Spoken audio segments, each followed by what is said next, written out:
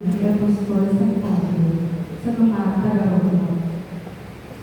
Mula kay Pablo na alipin ni Kristo Jesus, tinawag upang maging apostol at hinirang upang pangaral na mabuting balita ng Diyos. Sa inyong lahat na minamahal ng Diyos na nangariyan sa Roma, na tinawag upang maging mga banal.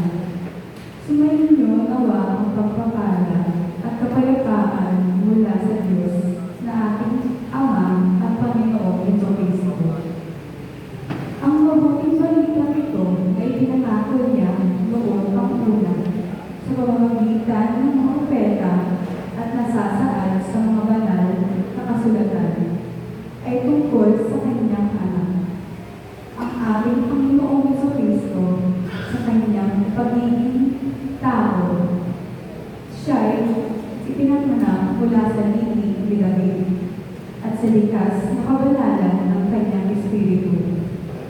Ipinahayag siyang anak ng Diyos sa pamamagitan ng makapangyarihang gawa ang kanyang muling pagkabuhay.